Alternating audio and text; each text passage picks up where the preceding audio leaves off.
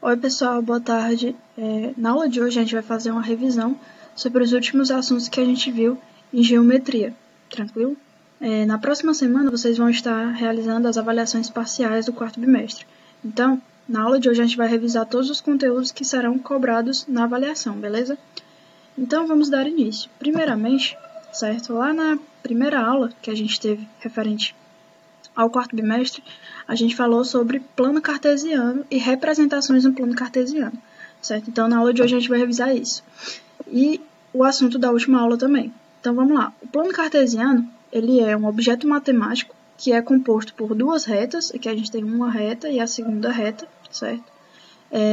Duas retas perpendiculares, ou seja, o ângulo formado entre elas é um ângulo de 90 graus, certo? E elas possuem um ponto em comum, que a gente chama, certo? Que é esse ponto aqui, a gente chama ele de origem, certo? É o ponto 00. Então, a gente viu duas representações no plano cartesiano, foram elas ponto médio e distância entre dois pontos, tá bom? Então, vamos rever esses assuntos. A gente sabe, né, que o ponto médio, ele é o ponto que divide o segmento na metade, né, em duas partes iguais, em duas partes de mesma medida, tá bom? E aí, a gente viu como que representa o ponto médio no plano cartesiano, tá bom? Então, vamos lá. A gente viu que se a gente tem um segmento AB, o ponto médio, ou seja, o ponto que divide esse segmento aqui ao meio, ou seja, esse pedaço aqui tem o mesmo tamanho que esse pedaço, ele é o seguinte, o x, né? A gente sabe que cada ponto no plano cartesiano é um par ordenado, ou seja, ele tem o x e tem o y, certo?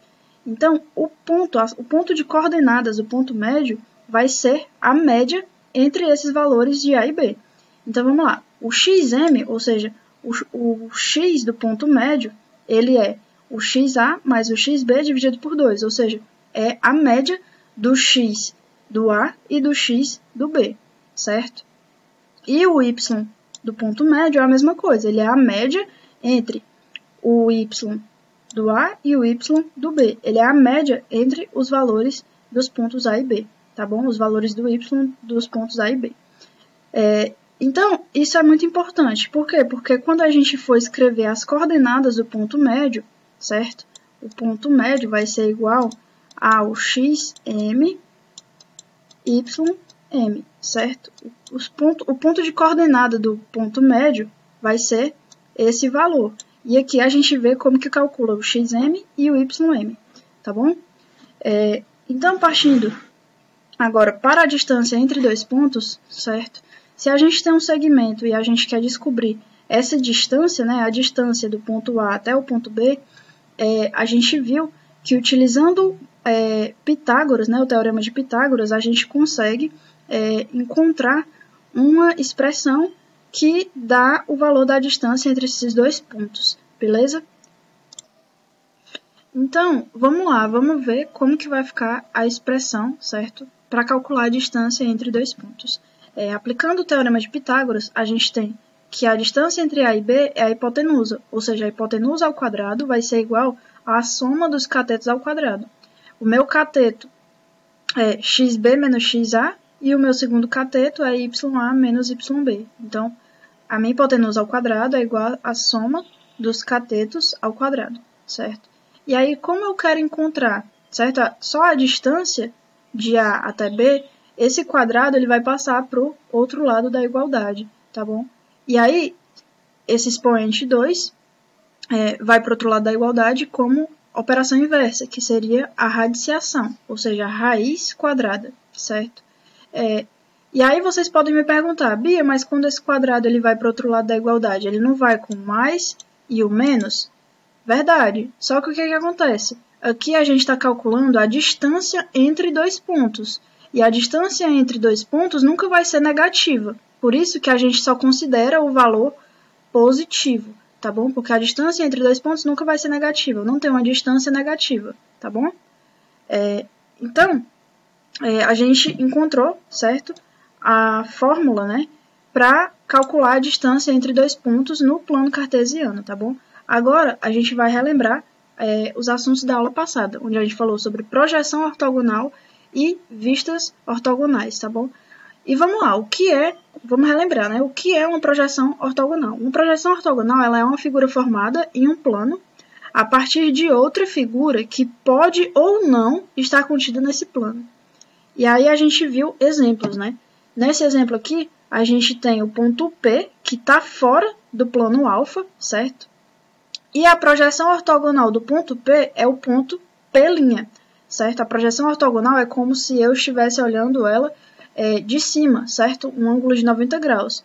Então, a projeção ortogonal de um ponto P fora do plano vai ser um ponto P' no plano, certo? A gente passa uma reta com angulação de 90 graus, né, uma reta perpendicular, e vai traçar esse ponto P' na altura onde está o P, certo? Só que no plano alfa, tranquilo?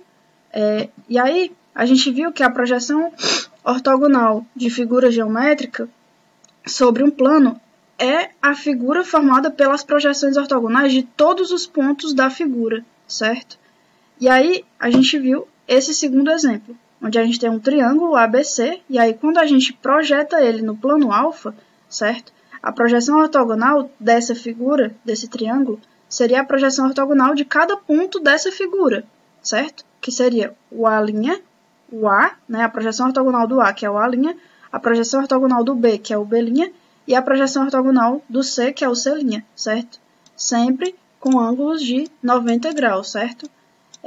Então, a gente também viu uma observação muito importante, certo? Que é essa observação. Existe um vínculo, né, entre os pontos da figura que se projetam com os pontos aqui no plano, certo?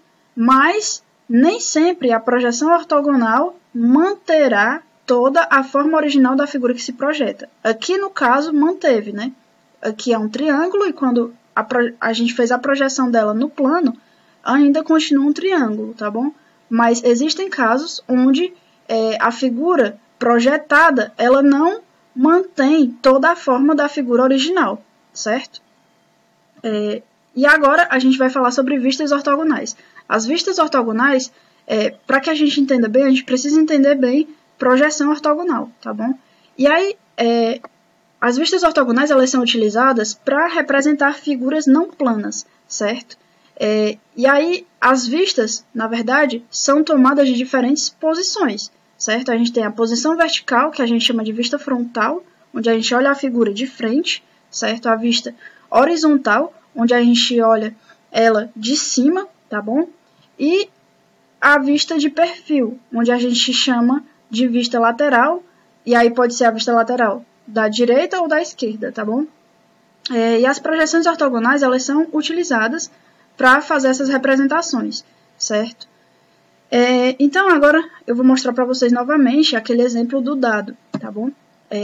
A gente tem o seguinte, essa projeção aqui, ela gera a vista frontal. A gente tem um observador olhando o objeto de frente, certo? E aí, olhando de frente, a vista que ele vê é essa face numerada com o número 1, certo? Do dado.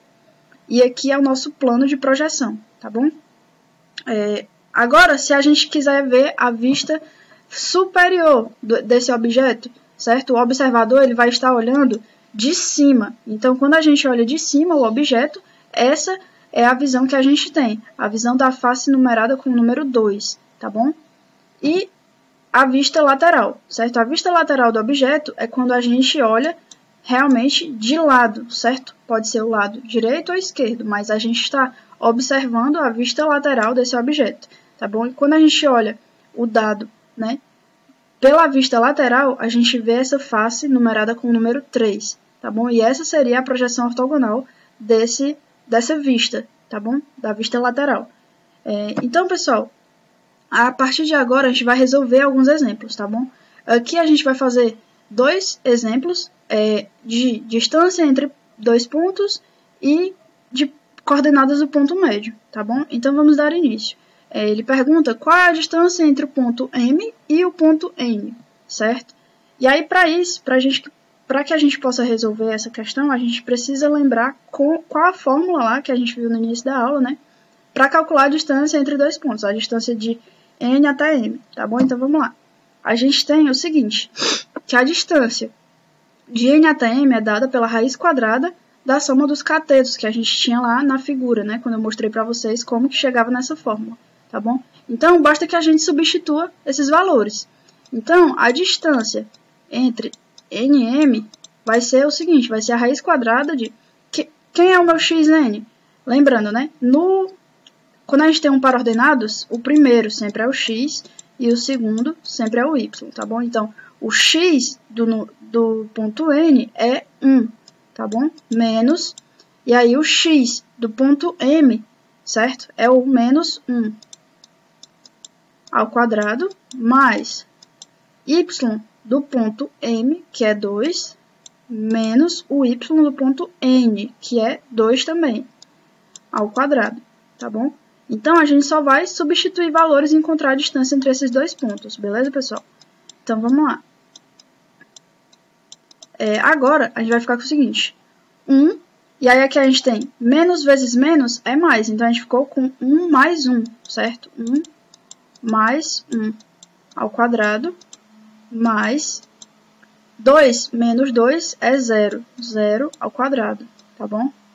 Agora, a gente vai ficar com o seguinte, a distância entre n e m vai ser igual a 1 mais 1 é 2, 2 ao quadrado é 4, 4 mais 0 ao quadrado é o próprio 4, tá bom? Então, raiz quadrada de 4 é igual a 2, ou seja, significa dizer que a distância entre esses dois pontos é igual a 2, tá bom, pessoal?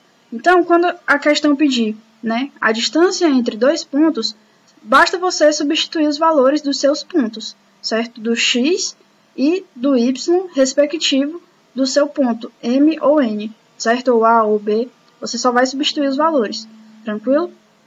Agora, a gente vai passar para a nossa segunda questão, onde ele diz o seguinte, dado um segmento de reta AB, cujas extremidades estão nas coordenadas A, onde o ponto do A, né, as coordenadas do A é 4 e 6, e B, onde as coordenadas do x é 8 e do y é 10, quais são as coordenadas do ponto médio?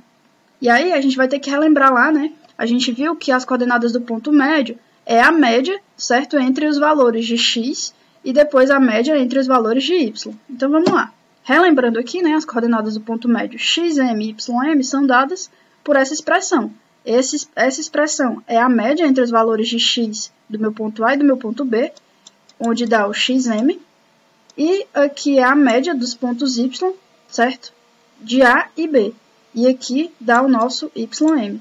Então, fazendo, né, isso daqui, realizando esses cálculos, a gente vai chegar no seguinte, o meu xm, ym, ou seja, as coordenadas do meu ponto médio vão ser o seguinte, a gente vai agora substituir os valores.